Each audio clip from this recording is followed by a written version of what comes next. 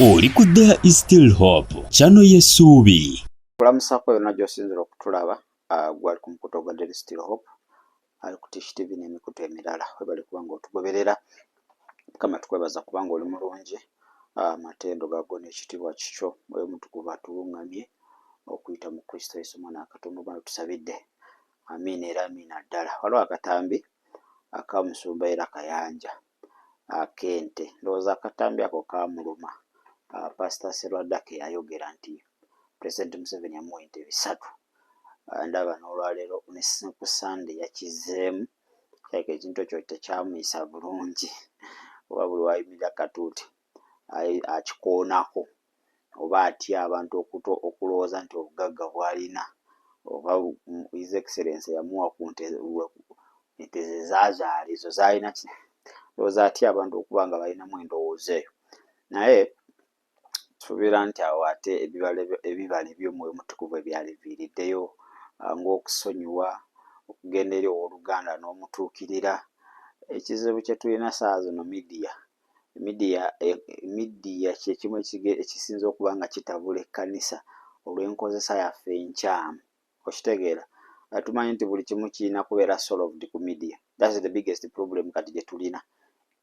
Buli kimu twagala tukimalire ku mitimbagano n'ebyetaagisa ebweru w'emitimbagano.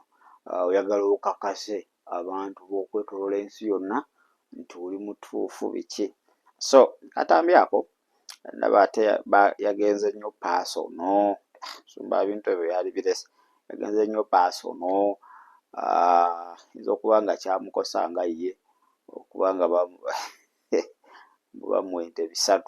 Ye Museveni alina baawadde ebintu bangi, abasirika n'aboogera kya bulijjo omuntu abantu bafuna donations zibaawo, siraba buzibu awo waba nga ate yakuwa sikirabamu kibuzibu.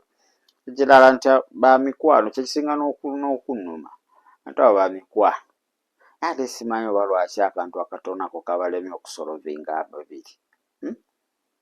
Bamikwano ntera obbalaba nga babayita awantu biki terenyo nasobola okunyumyako background zaabwe nga bali mu buweereza batambudde n'ebirala. Naye ate kati ndaba kano akantu akatono ennyo ate ate kati ke kali kusajjula embeera buli omu yeebuuza batwale tumanyi bano abantu bamikwano naye ate omukulu ng'ate ayisa mu munne emmotoka tekyalina ggaali amuyisaamu buyisa mu mmotoka. Kiki ekigenda muki ekigenda mu maaso? Kale njagala olaba akatambi ako. Bigambo bibadde bingi ate tusobole okuba nga tweyongerayo. Tulina abantu abaagala okunafuya ebintu Mukama byakoze mu bulamu bwo.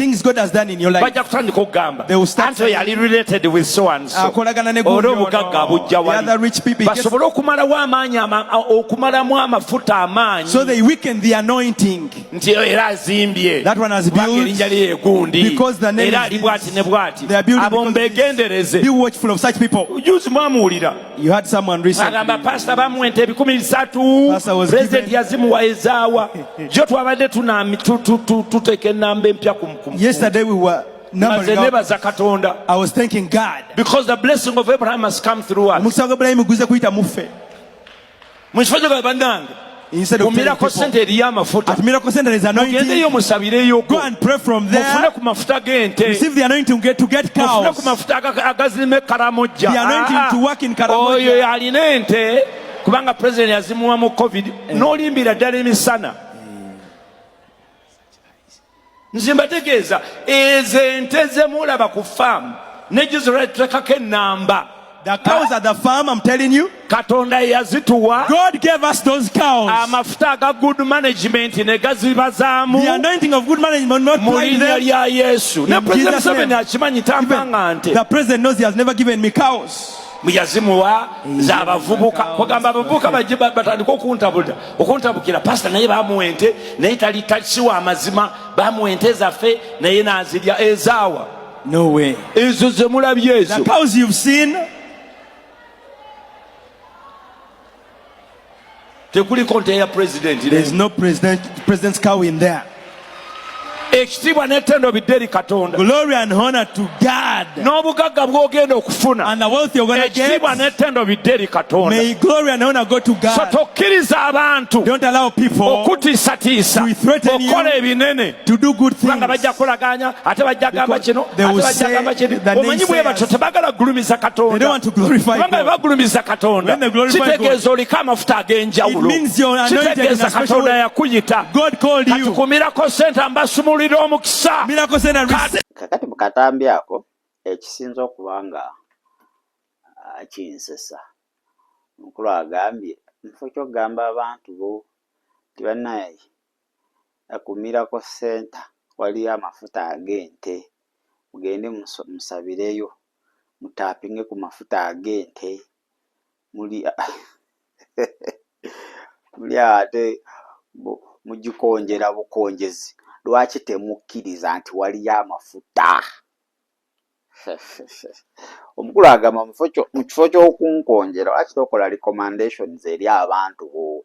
Bannaye kyaddala oba oyagala okulunda ente obeere n'ebiraalo, yitako ku Miracle Center, amafuta gye gali. Taano okuddaawo atoyogere bino atoyogere ebiri. Kati ekintu ekyo kireetawo nnyo ebibuuzo. N'abasumba kweyo level kwe baliko bali mu lutalo manyi waliwo kye bayita Cold War, lutalo olw'ebigambo. Balimu singa abadde ba politician ogamba bano balina kye bayisaawo. Naye kati bano betulanga abasumba ate be bazze mu ntalo ez'okwekonjera ebigambo, kiki ekigenda mu maaso mubiri gwa Kristo.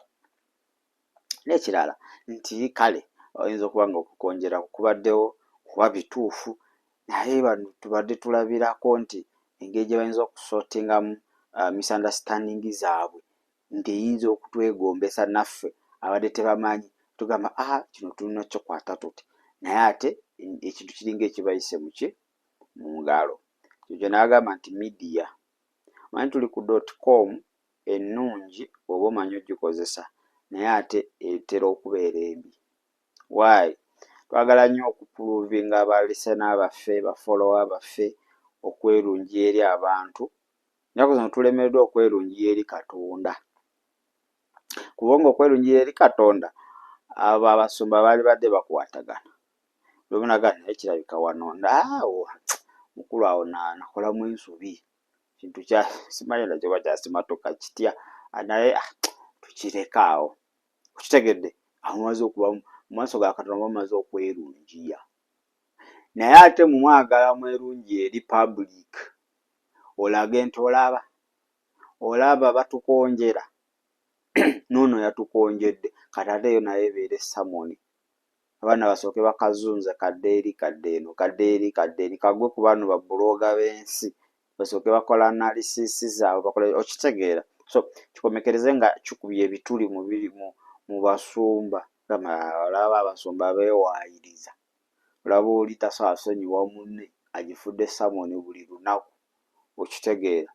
So nalabe nga Musumba Kayanja agenze nnyo, kyalika kyamulumye kuba enjogera mulaba enjogera gye yabadde ayogeramu nga alaga alina obulumi bwe, bamuwayiriza mbwe ebbanga.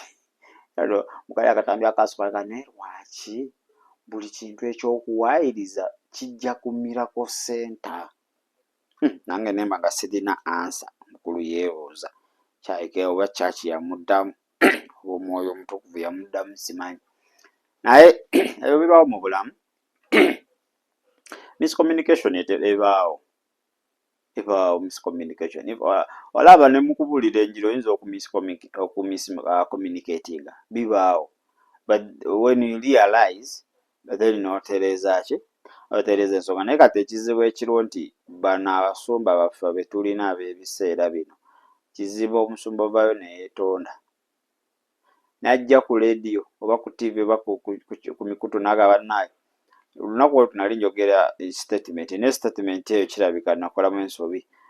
Mbadde nsaba buli eyakosebwa ansonyiwe. Awajja kuba ayonoonye repetition ye abagitadde down. Kati olina kwekaza.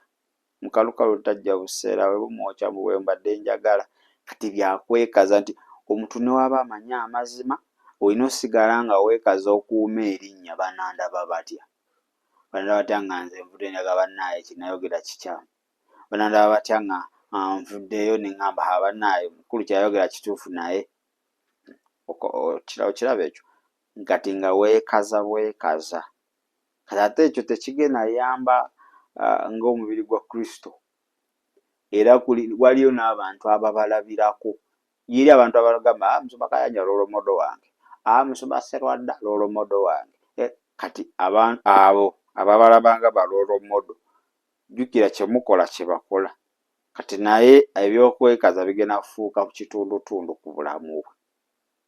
Okitegeera. So nze mbadde nsaba basumba baffe ebintu ebimu tubijjenga mu mawulire, ebintu ebimu tubimalirenga ebweru w'amawulire, ebweru wa zikamera.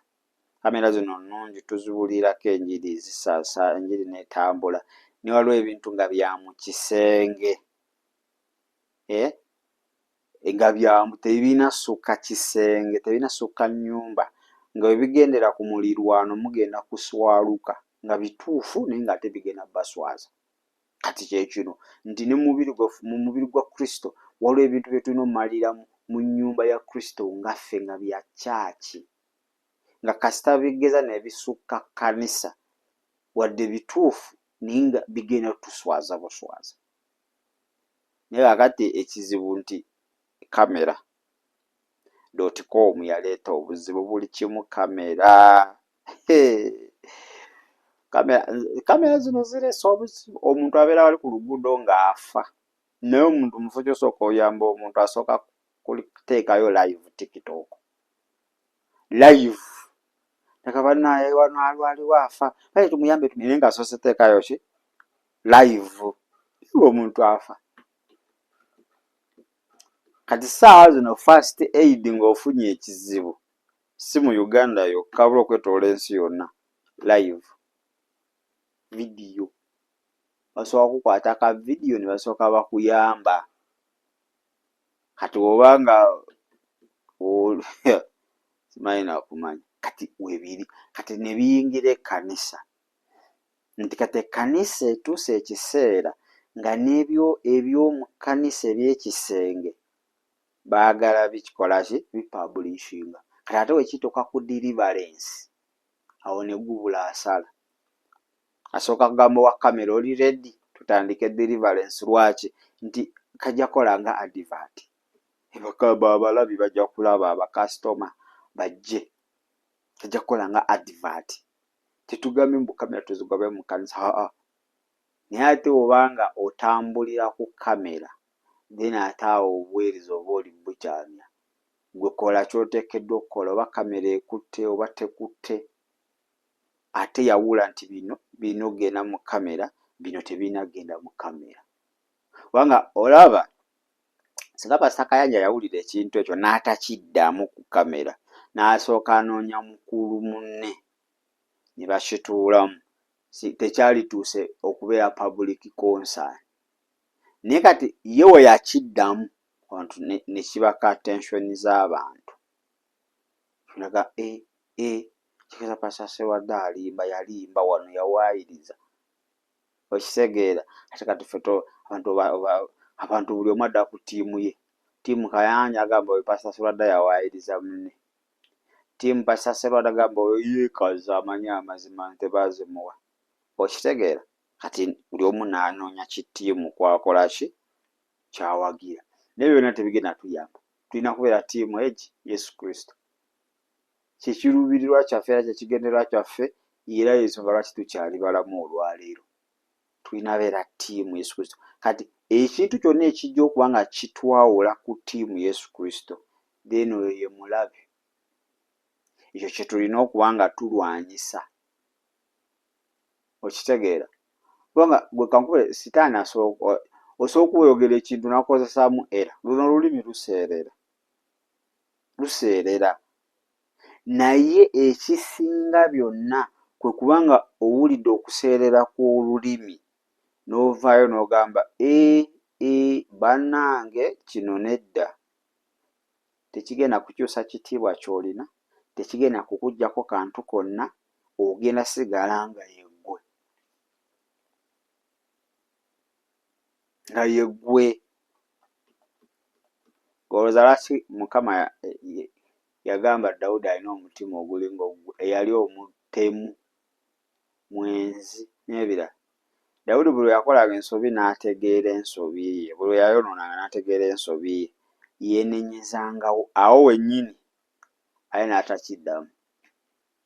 So kyova Mukama agamba nti saddaaka ya Katonda gwe mutima ogumenyese. That is the Lord's sacrifice. Si birala byonna. Omutima nga gumenyeka mangu gugwasinga okwagala. Nti okoze ensobi n'otegeera gaba ne Mukama saasira kino kyenkoze. Ekyo Katonda kyayagala ate n'otakiddamu. Naye kakati abasumba baffe simanyi, basumba baffe mulina okumenyeka mu mitima. Awo we muli level kwe mwatuuka oba Yesu kwabatuusizza. Temulaba level okusinga obulamu obutaggwaawo. Temugulumiza level okusinga eyabayita. Okitegedde? Kubanga mu ggulu teri agendagenda n'ekitiibwa kye nti gwe wali pasita, nti gwe ebino bya wano. Eri tayita eryegi the son of God. Oli mwana wa Katonda, eyo ye biggest title in heaven. Bino byonna nze Reverend Dr. Apostle Bishop bikoma wano. His Highness, his simanyi lowest, byonna bikoma wano. Tewali gye bigenda kweyongera. Osanga omuntu ng'alina ebitiibwa 8. Dr. Apostle, his Highness, his lowest, omutume, omubulizi w'enjiri, atambudde amawanga, Mukama bwakoze, ebyo byonna ayagala obyogere. Mba ojja kuba omukoze ki? You have identified him. Naye ogane twanize muweereza wa Mukama, ayiyayo omuyisizaamu agengege. Okitegeera? Kakati ebyo byonna bigenda kukoma wano. Eri mu ggulu teri his Highness, his lowest, Apostle, Reverend, Bishop, Deacon, simanyi Archbishop, Father, Mother, tebiriyo. Eri tayita eryegi, ayo a son of God, ayo a child of God. That is it. So bino bigamba kakati nze public nendaba etya nga nvuddeyo neŋŋamba naye bansonyiwe. Public neti ati bajja gamba yiyo omusajja ebyo Bayibuli egamba ali nkwatibwa ensonyi mu maaso g'abaana b'abantu. Kati gojja kubeera oyagala defendinga linnya naye ng'omanya ekituufu eryo erinnya terikuwabya owooluganda. Oyo omukyala takuwabya, omwami takuwabya, ssente tezikuwabya, taito tekuwabya. Okitegeera? Fuba nnyo okubanga you maintain a relationship with the Christ. Ffenna tukola ensobi. Ffenna tuzikolera ddala. Ngo waliwo abatali okujja mu inbox aga Hajamiru awo bwe bayogedde ebyo. Naye n'owulira okay. Kuba waliwo abaze nga baataakinga. They want to silence. So nabya akatambi ako nengamba nsumba kayanja kasita osiba ku Daily Still Hope ogiraba. Ebyo bimma amazzi bisiriire. Bimma amazzi kale byogeddeko ekimala. Bimma amazzi bisiriire. We go on. Kubanga oyinza okuba oyogera mazima, oyinza okuba weewozaako, naye biba bikuba ebituli mubiri gwa Kristo. Ate naddala more especially is your friend, closest friend in fact. He's one of the pastors who are your friends. Wali gezi, wali mutumiri, wali mukubidde akasimu. Mugabe muntu wali muweza wadde wakawatisa munoga ne mukuluka n'akatambi wabadde otegeeza ki. Tambi ako. Kati gwe you act emachuwa we. Alina okimulekera n'olaba yakikoze public. Agenda kuvaayo akimenyewo public. Gwe you act bibiriko we. n'ogenda gyali n'omuweereza ka WhatsApp n'omugula akasimu mukulu akantu ako bwekibanga kito kyo si kituufu nsaba okimenyewo. Kati oba omukumidde amanda ku mutwe oba okimulekedde oba mulimu goolo kati kiri eriyo ogenda anakola public apology n'anoonya engeri Mukama n'amulungamya n'akitemawo. Bw'atakitemawo gwe kiba kisigalidde ku ye. Naye kakati omulembe guno ddala Jamila okola ebinnyo nange nenninda social media yange naawe okola ebitama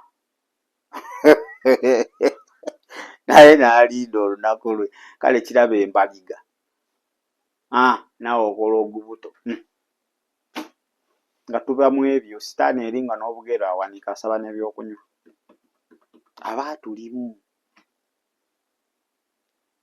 Naye Mukama atuyambe tusobole okuba nga ate tutegeera engeri gye twandolingamu issues zino.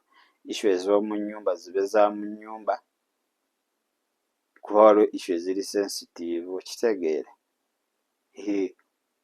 nazo tulina zimalira mu nju mukiringa nga muli bafumbo waliwo ebintu bimalira mu kisenge ng'abaana bayinza obeera nammwe ne balowooza temufunangako misunderstanding naye nga baba misunderstanding ze mulina mwekunyiza mu kisenge kyammwe eyo kooti ruumu yammwe buli kimu ne kibeera sorted nga kemugeza ne mubireeta mu ddiiro abaana bagenda kwekutula mu ttiimu maama ttiimu taata banneiba nabo oba ogenda bawa emirimu egy'okubeera ku balaza kagwirawo batandike kebbi okitegeera okweswaza okweyogerera ebikikinika ebisongovu ebyo byonna naye mubeera mu kooti yammwe bindi bye tubasobola tutegeera era in fact babatwala nga bakansala bafuna obutakkaanya mmwe be bajja oyita mubaweeko counseling naye nga be bayita nammwe ebyammwe biri mu nnyumba musaba busabye Mukama akolewo kyakola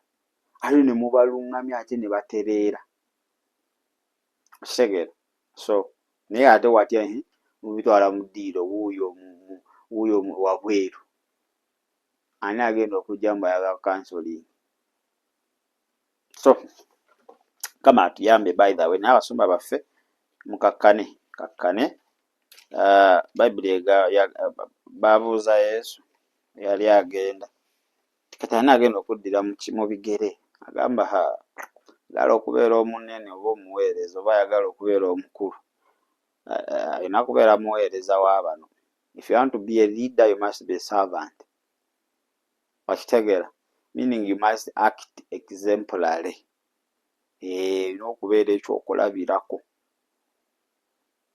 obwetwaze naye kakati oba ebibiina bye tusumba byo ate ne bikuba engalo balaba nga bakuba engalo obuza kati bano bakuba zaaki oba babaloga kuba mu ngalo oba ziba zibasiwa busiiri kati oba tolina na ansa sumba nanga statement ne bakuba engalo n'ogamba kati bano tebamanyi ntalo zennyini ze bakubira mu ngalo. Mukama atuyambe gamba Yesu nkwebaza olw'obulamu bwange saba onsaasire unyambe Mukama ne mmekola nsobi ezifaanaganako bwe zityo nti ne mba nkoze ekitaliiyo Mukama omwoyo anuŋŋamyenga sobola okuba nga ate mmenyeka mu mutima nkuwa obulamu bwange era omulokozera Mukama waabwo okuyita mu Kristo Yesu omwana wa Katonda omulamu amiina. Kale kaneetoolemuko katono simanya ensonga ezo bagwe ozirowoozaako ki naye ndowooza okuyita mu comment section ojja kuba otubuulira kiki ky'olowooza ku bintu ebifaanaganako ate weebityo. Mu ddakiika ntono kankomewo. Weebale kulaba There is Still Hope. Okumanya ebisingawo tukubire ku 0752 34 14 47 oba ku 0761 08 83 15. Osobola n'otufuna ku email eya tshitv74@gmail.com. Eno ye There is Still Hope, channel y'essuubi.